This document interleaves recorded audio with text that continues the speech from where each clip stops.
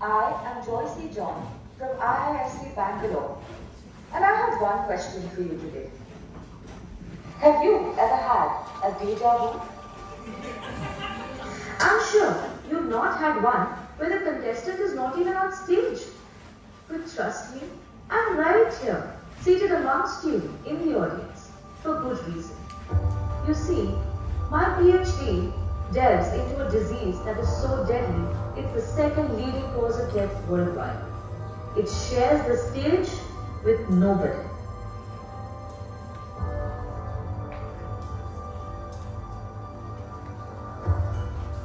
And that brings us to a fundamental question.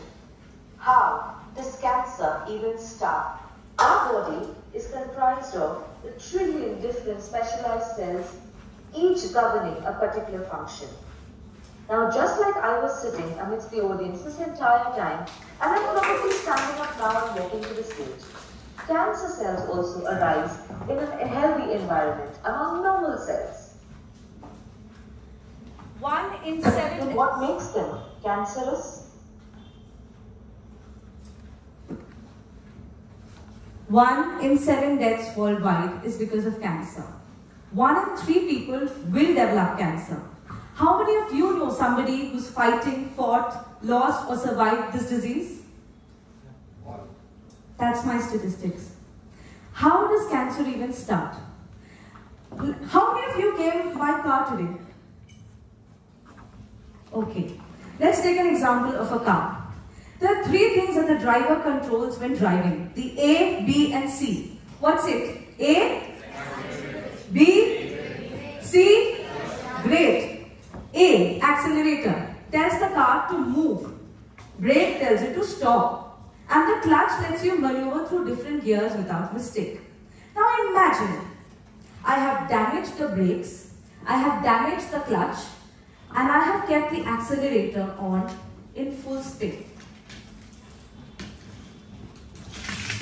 What's going to happen? The car is going to continuously move till it crashes. Something similar leads to healthy cells becoming cancerous. Inside the cell, in the nucleus, there are 3 categories of genes that control how a healthy cell becomes cancerous. Proto-oncogene, A, accelerator. Tumor suppressor, the brake. DNA repair, like the clutch. Now, just like the accelerator, the proto-oncogenes tell the cell to divide. The tumor suppressors tell the cell to stop dividing. And the DNA repair corrects mistakes in the DNA. Now, mutations in these 3 categories of genes deep inside the genome tells the cell to be continuously in acceleration. So they keep proliferating to give rise to a primary tumor. Now, some of these cells, they detach from this tumor and they go looking for a suitable place to grow. And once they find that suitable place, they sit down, make a home and start dividing, which is what secondary tumor is. And that, ladies and gentlemen, is how cancer spreads. That is metastasis. Accounts for over 90% of cancer-associated deaths. But how do cancer cells know where to go? I have a small activity. I want all the lights off actually, and I have given 4 people in the audience a torch, and I'd like you to light it at me. Thank you. Now imagine I was a breast cancer cell that's detached from the primary tumor and I'm looking where to go. The main sites that the breast cancer cell goes to is the brain, liver, lung and bone. Why? Because these organs, like they're shedding light at me, shed molecules called chemokines that tell the cancer cell, okay, let me go there, that's a good place to grow.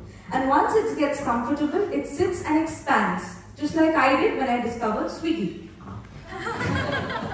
Now, can we destroy them? The most obvious answer that scientists and actually way back, the pharaohs came up with is, let's just cut it and throw it out. Mummies that have been discovered have had mastectomies. The next thing that scientists and doctors did, okay, this is a tumor cell, let's burn it. And we called it radiation. But we've also discovered drugs that can kill these cells. But you know what the problem is? If this is your tumor and these yellow cells are healthy cells, what chemotherapy does is kill everything. That's why chemotherapy has so many side effects. The bleeding, the hair loss, the nausea. But hey, wait a minute. Die. The blue cells aren't dying. Who are these cells? These are the cells that are drug resistant. These cells hide. So when you have a patient who's finished chemotherapy and the scan shows there's no bulk of a tumor and the patient goes cancer-free. But these cells hide. These cells grow later. That's how patients have relapses. Now these blue cells are also the cells that go looking for that torchlight and metastasize.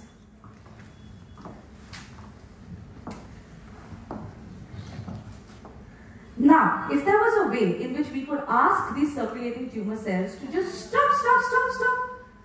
Hi, Mr. Circulating Tumor Cell. Hi. Are you talking to me? Oh, it's a miss. Okay. Miss Circulating Tumor Cell, I'm Joyce. I'm here with the audience in Euraxess, Kolkata. And we just have a couple of questions for you. Amazing work that you do. Big fan. I am very busy traveling to find a suitable place to grow. I do not have much time. One question only. Also, hello, Kolkata. Okay. One question only. I have one question then. So you detached from the primary tumor, you're traveling independently, great. But why just you? Are the cells going to follow you? Like, you're special? Yes, I am different. I have undergone a special makeover. This new me can survive many challenges. Very few of us manage to have this makeover. I'm glad I noticed. You look great. The makeover suits you.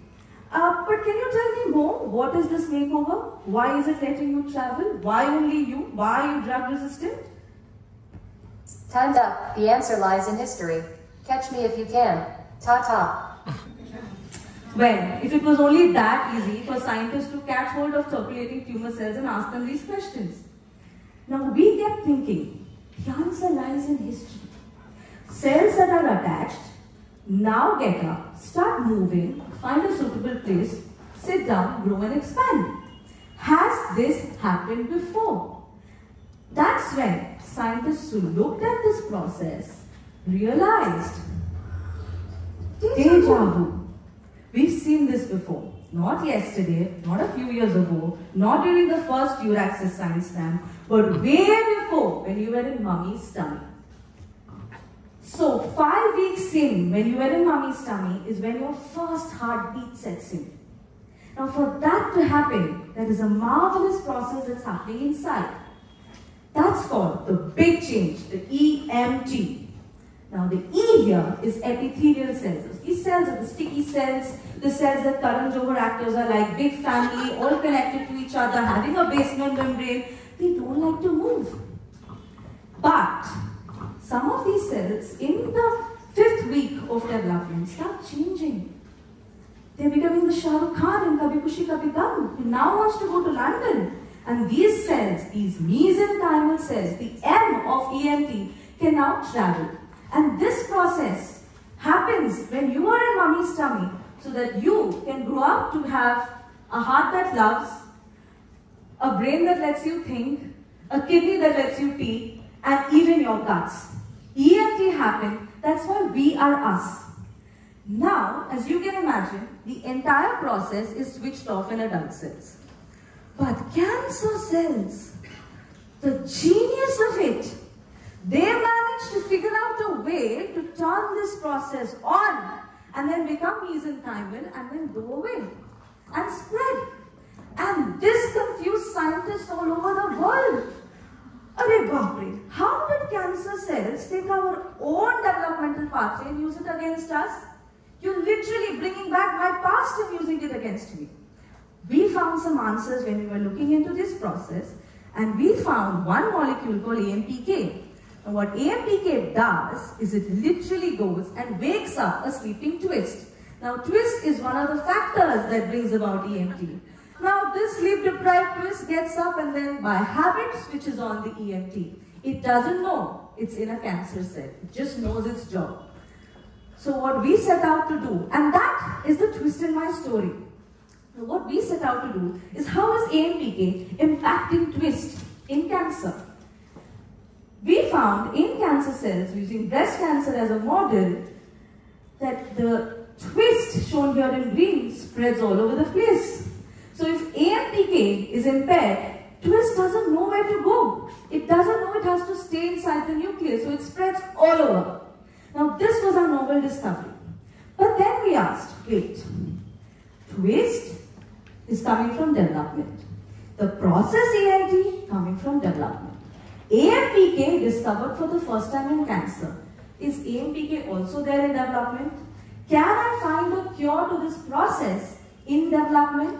And with the motivation that answers to a cure may lie in the past, I took up the project of looking also into embryonic development. And I chose Drosophila melanogaster. Big word, but it's just a fruit fly. So today if you go back and you see a small fly on a rotting fruit, that's the fly I work with. And this is a fly laying an egg. The egg that's on my finger right there. That tiny. Now the beauty of these eggs is that they undergo rapid nuclear divisions. Just similar to the cancer rapid divisions that happen in cancer cells. And voila! I found in pink here AMPK for the very first time in embryo. So beautiful, so elegant, just looking like a wow. And that's when I decided I'm going to continue looking at this process in cancer on one hand and in development on the other hand. And this will help me find a cure and make metastasis, the deja vu of relapses of cancer, a history. But all the jokes aside, all the science aside, what motivates me, what drives me into asking these questions is my brave mama. In 2018, she was diagnosed with uterine cancer. A diagnosis that changed the way I think. The fear of the loss of your mother was something that shook me to the core. But she fought with bravery and strength. 6 years later, she was there for the greatest milestone of my life. She's also here seated in the audience today as I'm giving you this talk.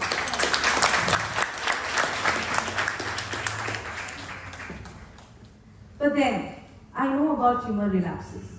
And this is why it's a no-brainer that 6 months later, when I joined the Indian Institute of Science, I knew I was going to ask these questions. I was going to find a way to be able to stop it.